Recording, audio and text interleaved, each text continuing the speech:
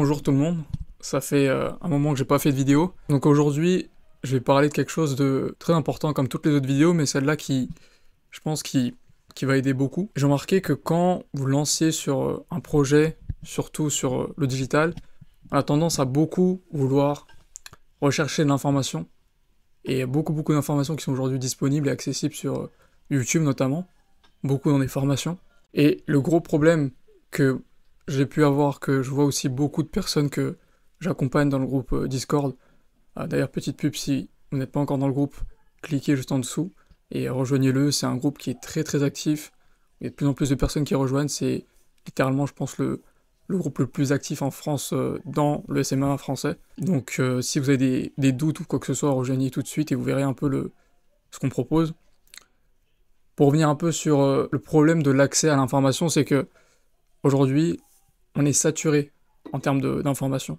Tout le monde a accès à la même information. On se retrouve en fait finalement à passer plus de temps à regarder et à emmagasiner de l'information plutôt que passer à la pratique. Et je suis passé par là. Je connais des amis à moi aussi qui sont dans l'entrepreneuriat, qui sont encore bloqués dans cette étape-là. C'est assez piégeux parce que sur YouTube aussi, il y a une chose dont il faut se méfier, c'est toutes les modes que vous pouvez avoir sur, entre guillemets, l'entrepreneuriat et le fait de créer des business en ligne. Dans tous ces business, vous allez avoir ce qu'on appelle des modes et des tendances qui vont passer. Typiquement, depuis 10 ans, le SMMA n'a pas bougé. Le SMMA, c'est vraiment un business très simple, c'est du service, hein. C'est simplement proposer des services auprès d'entreprises, auprès de commerces locaux, que ce soit aussi des e-commerçants, enfin, tout type d'entreprise, et c'est vraiment que de la prestation de service. Ça, c'est un business qui n'a pas changé depuis des années et des années. La prestation de service, c'est un business viable et vraiment périn sur le long terme, c'est quelque chose qui fonctionne. C'est ce qu'aujourd'hui j'essaie d'apprendre sur ma chaîne, c'est comment lancer un business à service et comment le rendre rentable, rapidement. Maintenant, vous allez avoir plein de modes et de tendances qui vont passer. Là, en ce moment, je vois beaucoup de personnes sur le Discord qui m'ont contacté dans les appels de coaching que je fais hebdomadairement, et on m'a demandé Mino, est-ce que tu as vu un peu les modes au niveau des agences qui proposent des automatisations de ChatGPT pour telle entreprise, ou est-ce que tu as vu les agences qui ont le modèle partenaire, ou les agences qui ont le modèle à la performance? Le problème aujourd'hui, c'est que tout ça, c'est des tendances. Moi, ce que j'essaie de vous apprendre sur cette chaîne, c'est les bases. C'est ce que vous avez besoin pour passer de 0 à 10. Pour passer de 10 à 100, c'est vraiment incrémental, il n'y aura que des petites modifications à faire. Mais le plus dur pour passer de 0 à 10, c'est les bases. Et les bases, vous n'êtes pas obligé de passer par des formations payantes qui vous racontent tout le temps la même chose, qui vous disent comment choisir une offre, comment faire une étude de marché, comment créer son site. C'est pas le plus important. Ça, vous avez assez d'informations aujourd'hui sur YouTube gratuitement pour mettre en place tout ça. Moi, ce qui m'a aidé en tout cas, c'était vraiment des accompagnements, pas des formations. Parce que, encore une fois, l'accès à l'information, elle est totale aujourd'hui. Tout le monde a accès à l'information. Avec ChatGPT, c'est encore pire. Vous avez littéralement un conseiller expertisé dans n'importe quel domaine qui peut vous répondre sur tout. Donc en fait, il y a très peu de façons de se différencier sur la théorie.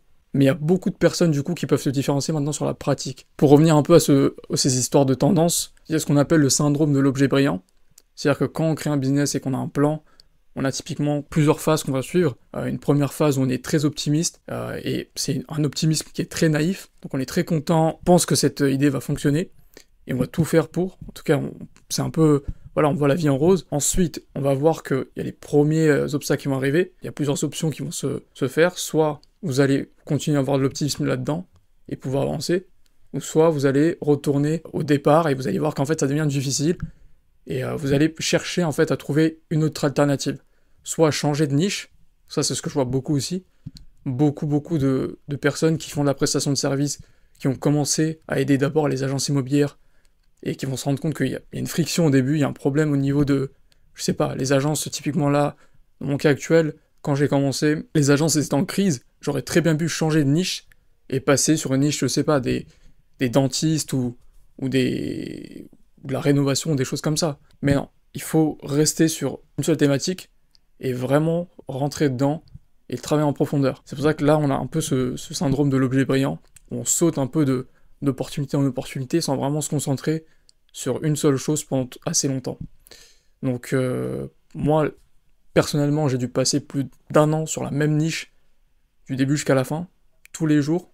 Donc c'est vraiment comme ça que vous devez aussi vous focus sur une seule niche et un service. C'est le plus important. Donc voilà, je voulais faire juste un peu cette vidéo sur les grosses distractions que je pouvais retrouver en ce moment. Et c'est surtout voilà un message pour que vous puissiez, de votre côté, rester aussi focus sur une seule chose, une seule niche, de vous concentrer sur l'essentiel, pas sur le superflu, pas sur les tendances qu'il y a. Ça veut pas dire qu'il faut renier les tendances, ça veut pas dire que vous n'allez pas faire une agence qui utilise ChatGPT ou qui fait de l'AIAA ou qui fait du partenariat avec des agences. Aujourd'hui, voilà, mon agence fait totalement ça. On utilise l'intelligence artificielle, on a des parts dans des sociétés avec lesquelles on a pu travailler sur le modèle d'agence classique. On a notre modèle à la performance qui fonctionne très bien. On fait de la formation également, enfin on fait plein de choses en même temps. Donc tout ça c'est faisable parce qu'on a une base très solide. Et cette base solide, c'est très simple, c'est juste le fait qu'on s'est concentré sur la prestation de service en soi. Et le fait de savoir gérer un business et pas de focaliser sur les objets brillants qu'on a pu voir aujourd'hui sur les fameuses tendances. Si aujourd'hui vous savez vendre n'importe quel type de prestation, que vous savez prospecter, trouver les contacts que vous devez closer, et ensuite avoir une team, déléguer une partie du travail et apporter des vrais résultats, vous avez un business qui tourne totalement. Dernier petit message, on m'a beaucoup demandé aussi vis-à-vis de la formation, comment ça avançait. Donc ça avance, ça prend du temps. Si ça prend autant de temps, c'est que c'est assez complet, vous allez voir. Ça a été beaucoup teasé dans le groupe Discord et autre part aussi j'ai pu voir. Donc en tout cas merci pour la force que vous apportez à ça. Généralement, cette formation, ça sera vraiment pour entre guillemets les geeks, parce que aujourd'hui je fais quasiment zéro promo sur ça, je lance pas de publicité pour cette formation, alors que je pourrais. Je dépense moi déjà assez en termes de publicité personnelle pour mon agence. Je pourrais très bien le faire aussi pour cette chaîne, mais le but c'est vraiment de réunir une communauté qui soit vraiment intéressée par ça. J'ai pas envie aujourd'hui de vous vendre et de monétiser quelque chose sur le lifestyle, mais plutôt basé sur des connaissances techniques et précises que je pourrais vous apporter. Donc encore une fois, vous de votre côté, quand vous cherchez à consommer du contenu, acheter des formations, posez-vous la question, est-ce que vous l'achetez ou est-ce que vous faites confiance à cette personne parce que c'est son lifestyle qui m'a donné envie d'acheter sa formation, ou est-ce que cette personne a réellement des compétences techniques? Donc voilà, posez-vous cette question, et d'ici là, je vous attends dans le groupe.